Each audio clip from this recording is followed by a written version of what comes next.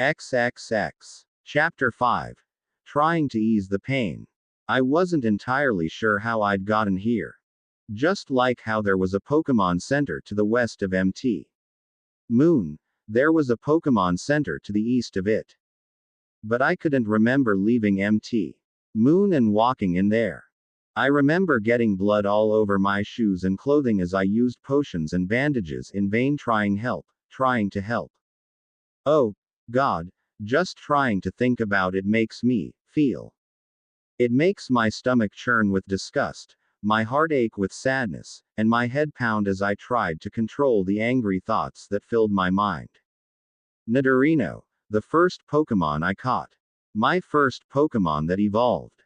The Pokemon I was only able to win the Boulder badge because of. And he was dead. I blamed myself just as much as I had blamed Team Rocket. If I was a better trainer, or maybe if I had decided to go to Vermilion City instead of Cerulean, Nidorino would still be alive, and he'd have evolved into a Nidoking, and son. The sound of a stern, unfamiliar voice made me snap out of my thoughts. I looked up and saw a man standing in front of me dressed in a police uniform. Standing next to him was the nurse who had attended to me. I remember giving her all my Pokemon, still hopelessly thinking that something could be done to help Nidorino. Childish, I know, but I was a child, and death was something I never saw with my own eyes. I didn't feel afraid or even sad. I just felt empty. Are you the one who made a report about Team Rocket, son? The police officer spoke, now sounding kinder as he crouched to look me in the eye. I could only nod wordlessly. I see. Do you have it in you to tell me the whole story, or would you feel more comfortable just telling me who was responsible? I didn't want to talk about how Nidorino died. Instead, I described the two Rocket members responsible. Their names were Jesse and James, a woman and a man. They had an Arbok, a Weezing, and a Meowth. They killed a man over some fossils they had, and they attacked me because they didn't want me to tell anyone what I knew. Because of me, Nidorino. I see. Truth be told, there have been more than 2 Team Rocket members spotted in the area as of late. The Pewter City Police recently arrested Rocket members that were stealing fossils from the local museum, and even Cerulean City has been hit by those crooks. But don't worry, son. We'll find the ones responsible for this and bring them to justice. His words didn't comfort me. Where do you live? I'll take you home. I shook my head. I live in Pallet Town, but I don't want to go home. I'm on my journey right now. Pallet Town. That's quite far for a kid your age to go, even if you're on a journey. That was true. Even though most kids got their trainer licenses and Pokemon at the age of 10, a lot of kids my age never really wandered far from home, at least those from Pallet never did. Even those who said they'd challenge the Pokemon League traveled for less than a month before returning home, saying they did after finishing school or when they were older and more prepared, but never doing so. As much as Nidorino's death pained me and as awful as it would sound out loud, I didn't want to go back to being that outcast down the road who was practically a pariah. I wanted to be a Pokemon trainer, try to become the champion of the Pokemon League, and feel just like everyone else. I really think you ought to go home, son. If you're seen by those 2 again, you might wind up being attacked again. But nowhere is safe. You said that they attacked Pewter and Cerulean, so nothing's stopping them from going to Pallet Town at some point and causing trouble. Or maybe not. Pallet was so far off in the countryside that I'd never even heard of Team Rocket until now, but it seemed like they'd been active for quite a while. But if they did, I couldn't risk being blamed for attracting people like that to Pallet, or worse, causing my mother or Professor Oak to be attacked by them because of me. We argued about it for minutes until the police officer finally gave up trying to help me and left the room, muttering things about stupid young trainers. But I honestly didn't care, because I didn't want my journey to stop. But then the nurse stepped in and reminded me of what happened as she spoke. On the subject of your Nidorino, how would you like to send it off? I blinked and stared at her. Send it off. Would you to prefer to handle a funeral arrangement yourself, or maybe send it off to be buried in a particular place? In Lavender Town to the east, there's a place called the Pokemon Tower that is a sort of Pokemon cemetery. If you want, I can send it there and the staff there will handle its burial for a fee. A grave. He deserved that much from me after what happened. But there was a problem. I don't have much money. I spent most of it on medicine and food, leaving just enough to ensure a little snack when I got to Cerulean. Even if I did pay with all my money, I felt like it wouldn't even pay for half of the fees. The nurse suddenly gave me a look of pity. Ah, yes. Traveling trainers are always spending lots on supplies, huh? Well, I'd be happy to pay for the fees myself. I gave her a look of surprise as she continued, even if it had already passed away by the time you came here, I still feel awful about not being able to have the chance to save it. I can't bring back the dead, so I try to help ease the loss by paying for funeral arrangements at the Pokemon Tower. I'm not sure if I'd make it there in time for his funeral. Well, then we can just put our money together and pay for a little grave that you can visit when you've got the chance. I sniffled without meaning to. I stared at the nurse for a little while before silently agreeing and giving her most of my money, even though she only asked for a third of it. Cost meant nothing in a matter like this. A grave for Nidorino was the least I could do. The nurse then left my room, telling me I should spend the rest of the day at the center to recover from my experience. I spent the rest of the daylight hours staring up at the ceiling, trying to overcome the pain of what happened. I was lonesome, but I didn't have it in me to call out my Pokemon for companionship. Pikachu was inside of his ball for the first time since I first met him in Pallet Town, and I was sure it was because of me.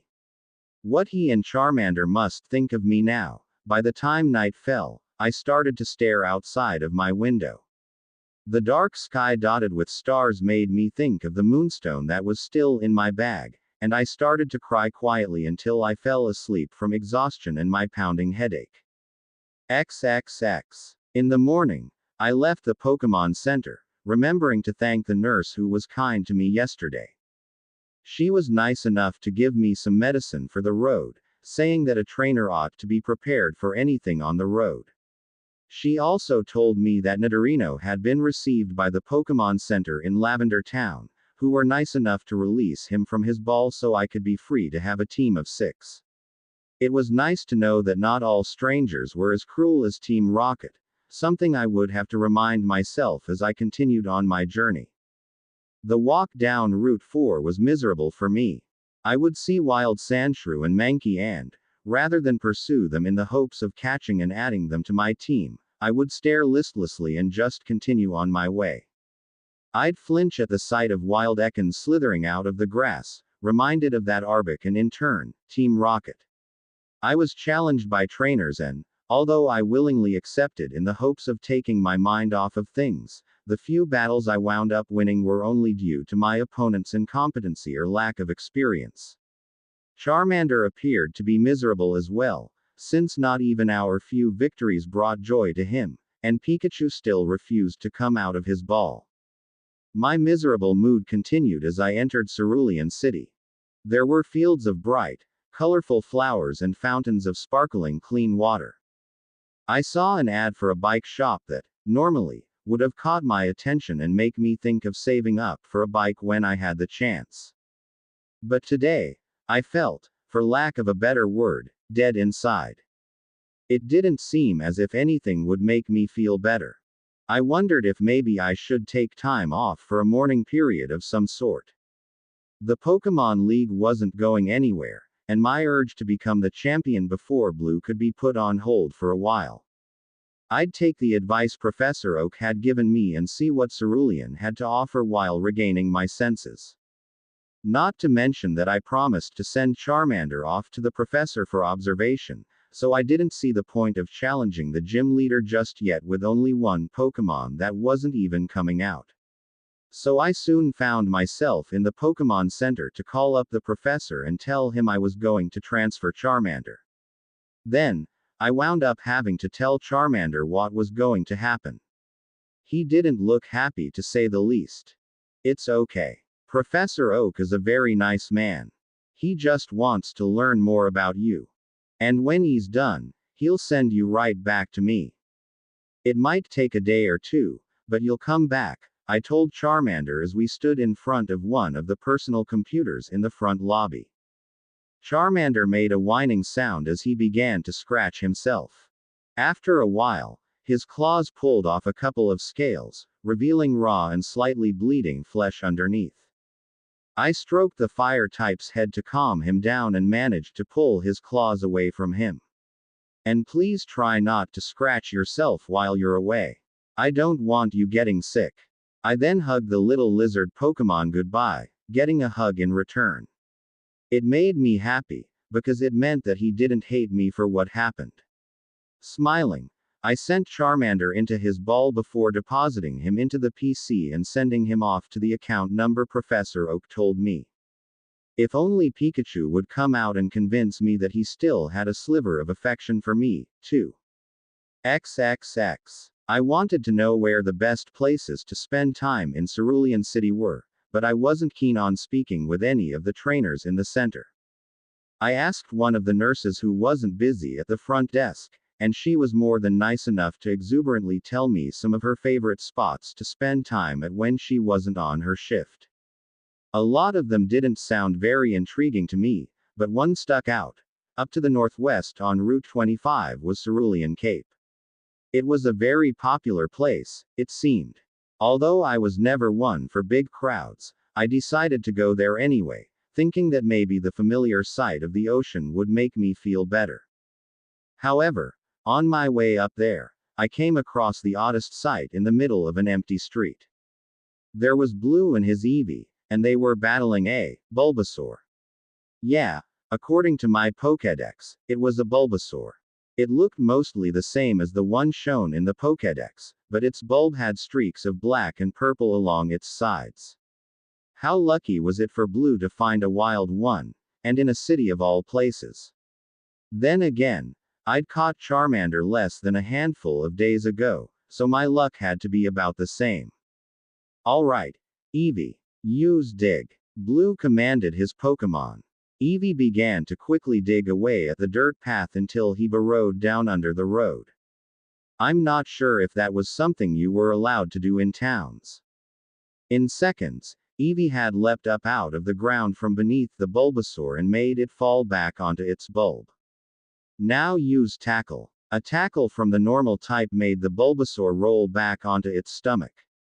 Alright, now you're mine. Blue exclaimed as he threw a Pokeball at the grass type. It went inside, but it was barely a second before the ball broke apart and Bulbasaur came out with an angry cry. In a flash, a pair of vines shot out from beneath its bulb and grabbed Eevee before it could react. Break free, Eevee. I watched as the Bulbasaur began to raise and slam the normal type to the ground for a few seconds before it sprayed out some purple liquid from its bulb. The liquid splashed onto Eevee and wisps of smoke rose off of its body. Hey! You! Stop! At the sound of an adult's voice, Bulbasaur released Eevee and ran away. Blue approached the fallen Eevee and crouched down next to it. Eevee, are you okay? He reached a hand out to touch his Pokémon, but was stopped by a spray of water hitting it first. What the heck? Blue stood up and glared in the direction of the water attack.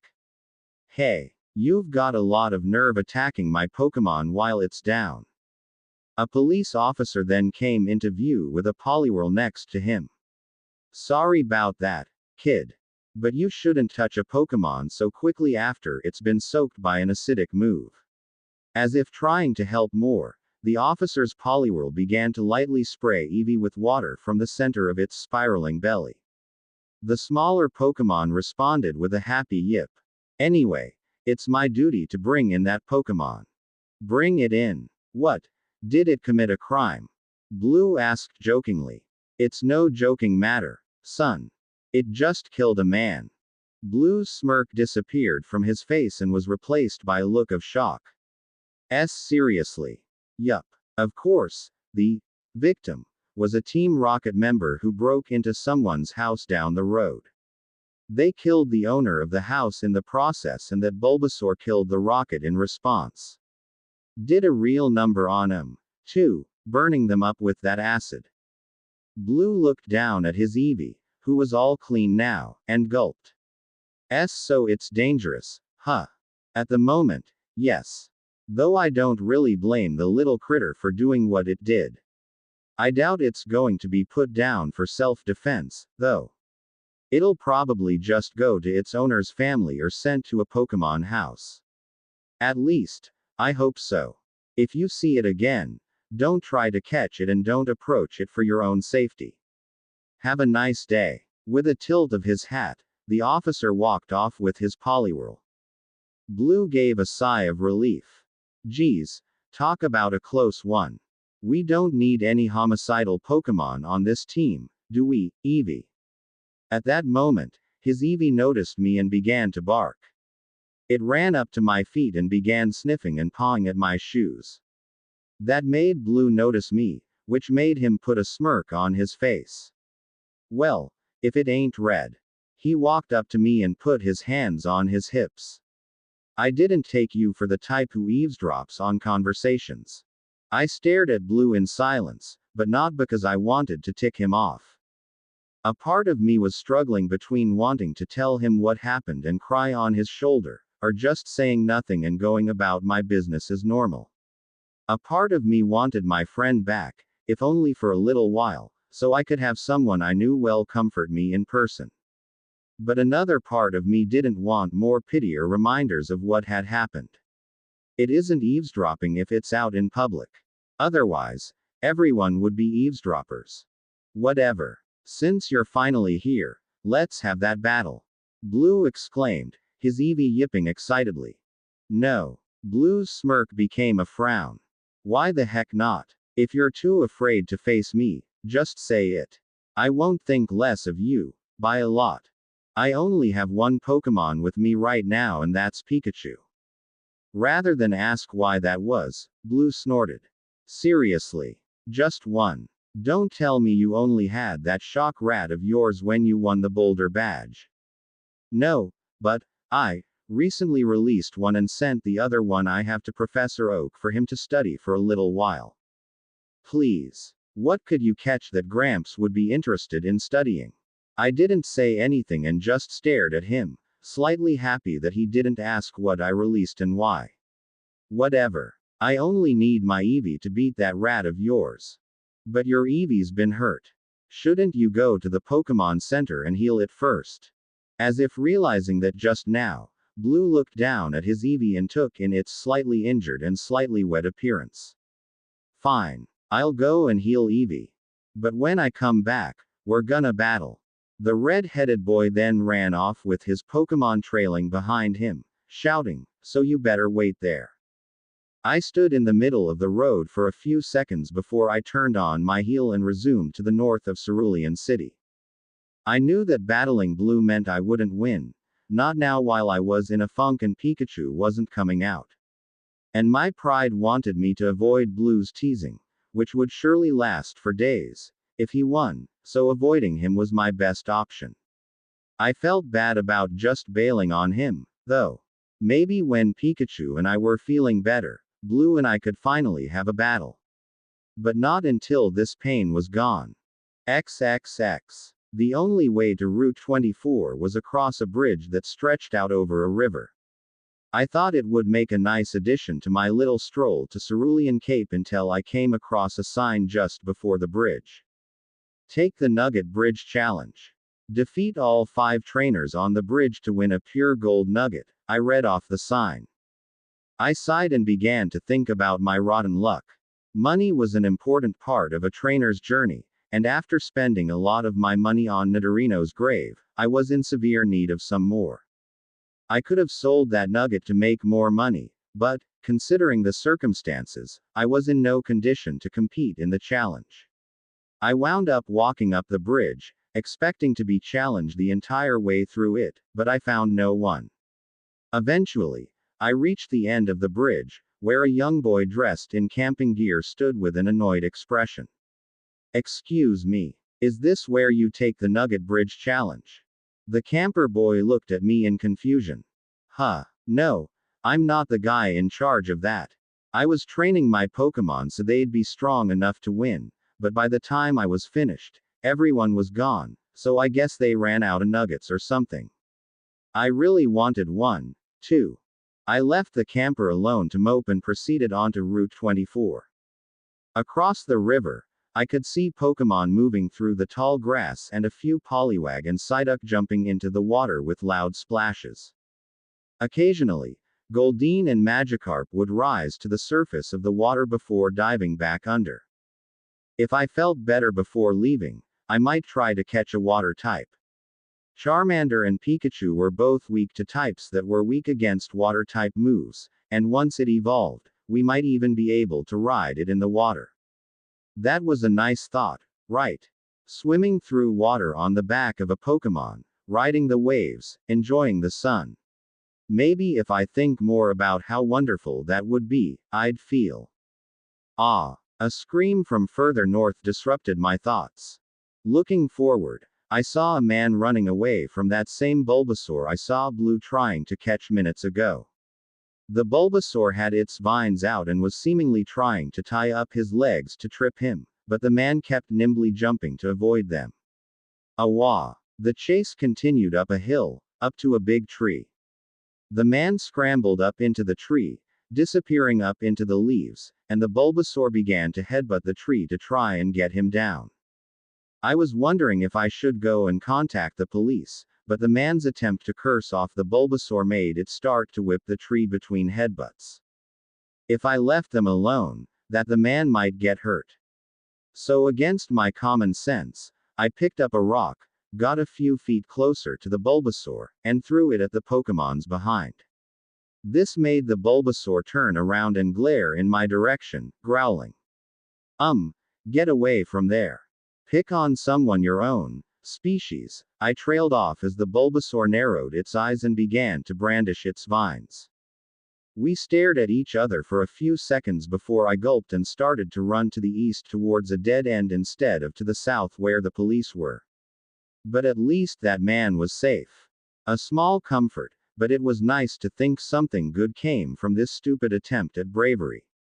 I ran through a maze of trees, dodging trainers and wild Pokemon as I managed to stay far enough from the Bulbasaur that it couldn't harm me. But for something with such stubby legs, it moved really fast. Eventually, I made it to a dead end, the cerulean cape that overlooked the sea. The only reason I stopped was because of the fence surrounding the seaward part of the cape.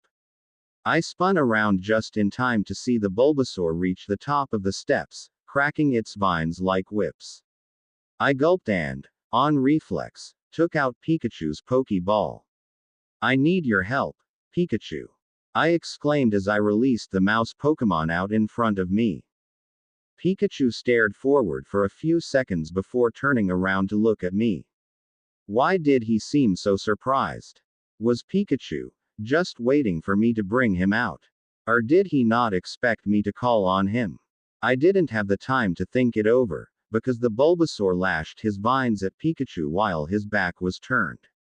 Pikachu flinched and cried out in pain before turning around to glare at the grass-type Pokemon, electricity crackling from his cheeks. Wait, electric-type moves won't damage it much, I exclaimed before Pikachu could try and shock it. Use Thunder Wave instead and paralyze it. Pikachu nodded before unleashing zapping the Bulbasaur, paralyzing it. The Bulbasaur attempted to retaliate with its vines, but they froze in midair when it tried to lash Pikachu again. Now use Quick Attack. The electric type dropped to his feet and charged forward with a cry. He tackled into the grass type with enough force to send it sliding backwards and tumbling down the stairs. I ran over to the stairs and looked down. The Bulbasaur was at the bottom of the stairs, slightly injured from the fall and struggling to stand up. I headed down the stairs, stopping a few steps above the Bulbasaur. I took out an empty Pokeball and threw it down at the Bulbasaur. In a flash of light, the grass type went inside the ball. It shook once, twice, and then broke apart, releasing the Bulbasaur. Shoot! And it was so close. The Bulbasaur growled and its bulb began to shudder. The bulb spat out that purple liquid, the same as before, aimed right at me. I raised my arms in a stupid attempt to cover my face when Pikachu gave a shout before jumping in front of me. The acid hit him instead, and the electric mouse fell onto the Bulbasaur. The grass type managed to stand, extended his vines, and wrapped one around Pikachu to raise him up into the air. Just like with Blue's Eevee, the Bulbasaur gave him a harsh lashing with its vines. Then, its bulb began to shudder, as if preparing to spray more acid. At that moment, a memory of what happened to Nidorino flashed through my mind. This wasn't some safe trainer battle. It was an upset wild Pokémon and it was directing its anger towards anyone it could. I couldn't bear the thought of losing Pikachu, too. Not so soon. Stop. I wound up shouting at the Bulbasaur. It stopped whipping Pikachu to look at me. Don't hurt my Pikachu because of me. Leave him alone. As if a young boy's words could stop a rampaging Pokémon. Actually, my plea seemed to do that. The Bulbasaur and I stood there for what felt like minutes, staring at each other. After a while, the grass type dropped Pikachu, then it turned and walked back the way it chased me from. That was all it took. Amazing.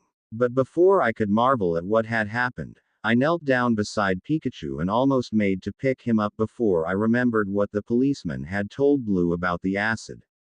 I wound up using the few bottles of water I had left with me to wash off Pikachu against his will.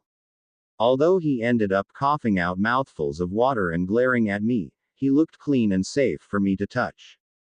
So I hugged him. I hugged him as tightly as I used to do my Pokémon dolls when I was a small child. And I cried very hard, although I managed to control myself enough that my headache was only slight. I cried like a child and conveyed my sadness and worries in a flood of words that may have sounded nonsensical to most, and I swore I could hear Pikachu crying as well. I didn't know what he was saying, but I felt like we were experiencing the same sort of pain, and it was just so nice to have someone to share it with. I felt as if a large part of that giant weight on my heart had lifted. Eventually, I was able to stop crying and properly speak. Pikachu, I don't want to stop my journey because of what happened.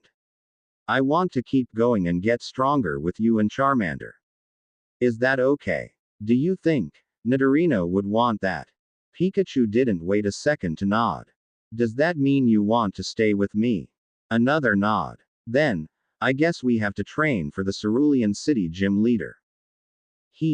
I jumped at the sound of a loud voice. I looked up and saw a man running towards me. He had short brown hair that had leaves and twigs in them, and wore a blue shirt with pea-green pants that were both stained with dirt and mud. It's you. You saved me from that Bulbasaur back there. Oh, yeah, you were the one being chased. Are you okay? He ran pretty fast for someone who looked so beat up. I'm fine. Fine for someone who got whipped, chased up a tree and then fell out of said tree, that is. The man sighed and ran a hand through his hair before he began plucking out the leaves and twigs. I saw a wild Bulbasaur and got so excited that I ran out to try and catch it. But it was as strong as it was unusual looking. Then again, battling was never my forte. The man's eyes then brightened and he looked at me in anticipation. Did you capture it, at least? I just want to see it up close without it whipping me. No, I didn't capture it. Although I wish I did. A grass-type Pokémon could be pretty useful when challenging the Cerulean gym. The beat-up man sighed and looked sad until he saw Pikachu. Oh, a Pikachu. They're so popular and yet so rarely seen.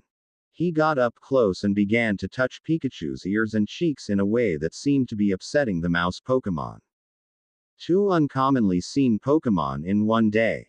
What a treat. Come with me to my cottage and I'll return the favor by showing you my Pokémon. The man pointed up north, and in the distance, I could see something I hadn't noticed before while fleeing from the Bulbasaur, a cobblestone path leading up to a house. Oh, but how rude of me. I didn't introduce myself yet. I'm Bill Sinezaki, a true blue Pokemaniac. And you are Red Ketchum. I remember Professor Oak saying something about a Bill with rare Pokemon. Well, Red, come with me. I followed Bill to his cottage. It wasn't training, but it would be an interesting experience. XXX. The moment I entered into Bill's home, I was overwhelmed by the amount of technology placed all over. There were computers, flashing screens, and other machinery that I didn't even recognize. As if that wasn't surprising enough, a Flareon and Vaporeon wandered out of another room and began to run around Bill. Hey, calm down. I wasn't gone for that long. The Flareon and Vaporeon stopped running and sat down in front of their trainer, looking up at him curiously. I had a slight bit of trouble with a wild Pokemon, but I managed to escape with little injury. Bill turned to look at me.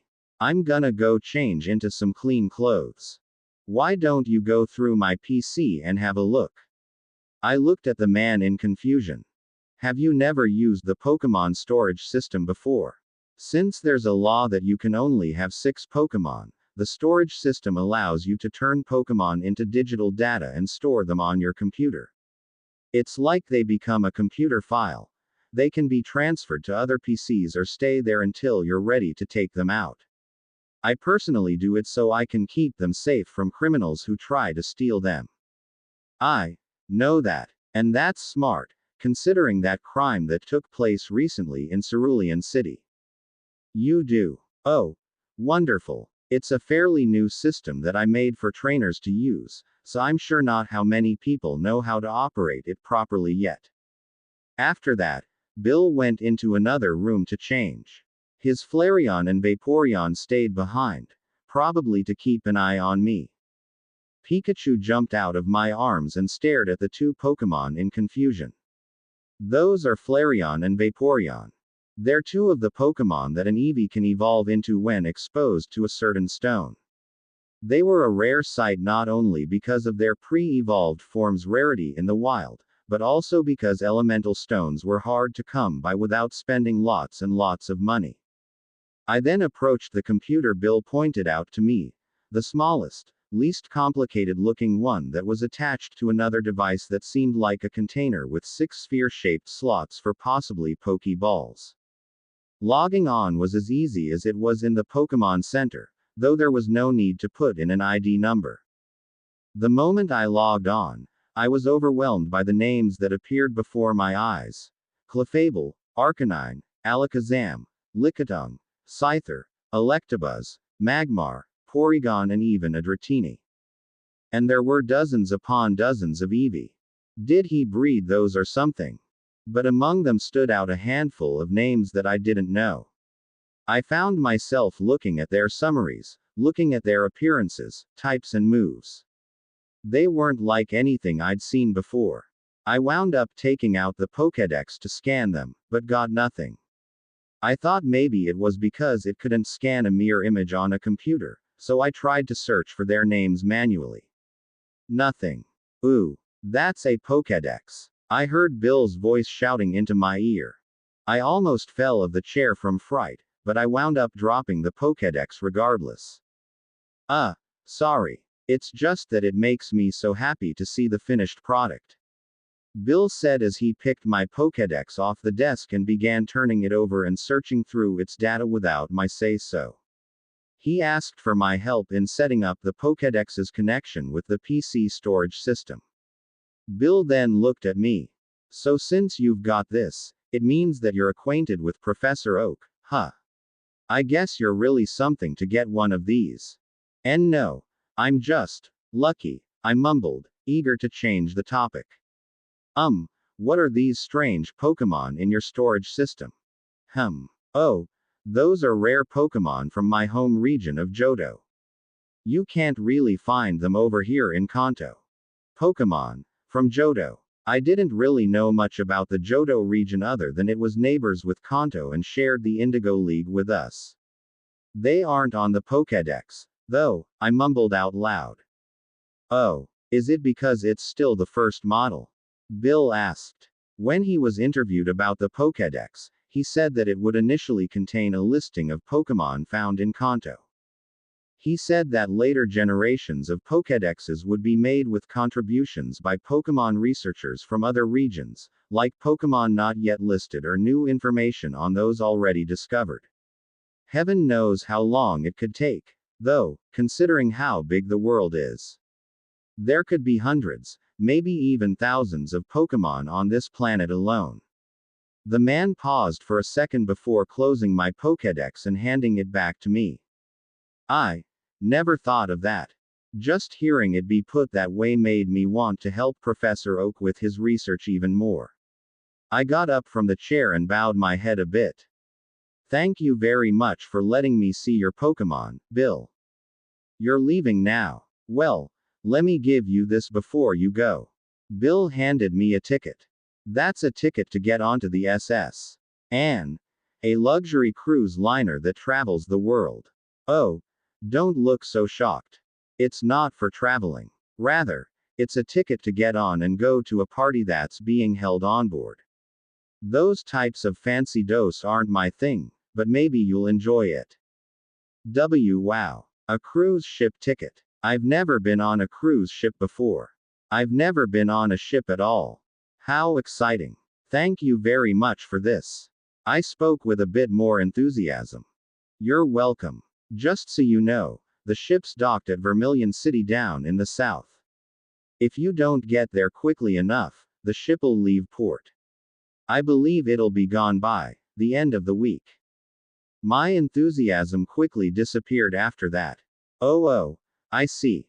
As I left Bill's cottage, I was changing my plans for my journey in my mind. I could take time to train a bit before challenging the Cerulean gym and then go through Saffron into Vermilion. Then I'd challenge the gyms in Vermilion and Saffron before moving on to Celadon. Yeah, that could work. That'd be perfect. Alright, Pikachu. We're going to catch some Pokémon and train hard so we can challenge the Cerulean City gym. And then, we can go on a cruise ship. Pikachu's only response to that statement was to cock his head and make a sound of confusion. There you are. I raised my head and looked forward to find Blue running towards me with an angry look on his face. Oh, right. I lied to him about waiting and left. Think you're so sly, huh? Well, I'm not gonna let you run away again until we have a battle. So stand still and take your butt whooping like a man. Pikachu snorted and made an annoyed sound. I stared at Blue for a few seconds before nodding. Okay. We can battle. My childhood friend smirked. But before that, Blue gave an annoyed growl. Something bad happened to me yesterday and I need to talk about it. Like, really need. I ain't your psychiatrist. If you wanna cry like a baby, go call your mom. One of my Pokémon died yesterday. It was as if those were the magic words to convince Blue. He went through expressions of shock, brief sadness, and finally, a neutral expression. Fine. Let's do this somewhere private, though. I don't want anyone to see you sniveling all over me. Although he muttered about it like it was a bother, Blue was nice enough to be my sounding board for a while. After getting everything off my chest to Blue, I wound up heading back to the Pokémon Center to call my mom and tell her what happened, but as I called home, I realized something. If Mom knew what I'd been through, she'd just demand I come home and spend all her days worrying about whether or not I was killed by some person, Pokémon, or nature itself. I couldn't lie. I didn't want to lie to Mom, even over the phone. But I didn't want to tell her and make her worry herself sick about my safety. So I told her about my trip through MT Moon and how I met some very tough trainers. I told her my Nidorino died battling a Pokémon and she assumed the culprit was a wild one. I told her how I met up with Blue in Cerulean and we spoke in a civil way. I didn't lie. I just didn't describe everything in incredible detail. And for that, I was able to get the motherly love and kindness that always made me feel better without upsetting Mom. I'm actually a little glad that you're not letting this stop your journey, as bad as that sounds, Mom spoke. There's not a person alive who doesn't run into misfortune at some point of their life. The important thing to do is to keep looking forward, and know that your Pokémon is probably watching you from the other side. So don't disappoint it. Right. Thanks, Mom. Oh, but don't stress yourself so quickly because of that. Don't push yourself too hard. If you need to take some time to relax, do it. I know. I did, Mom. Good. Lunch is ready. I hope you'll do well in your next gym battle, honey. Bye. Wait. I spoke with a raised voice. Mom, I wanna talk a little while longer, please. Okay. Just hold for a moment and I'll be right back. It sounds pathetic, doesn't it? Begging my mother to stay on the phone. But I felt comforted by the sound of her voice. Before I had Blue, Mom was my closest friend and biggest source of comfort and reassurance. She still was, I guess, even if I had to hide bits of the truth from her. I wound up staying on the phone with Mom for so long that she realized her lunch had long since gone cold, and I noticed the long line of people behind me waiting to use the phone. XXX.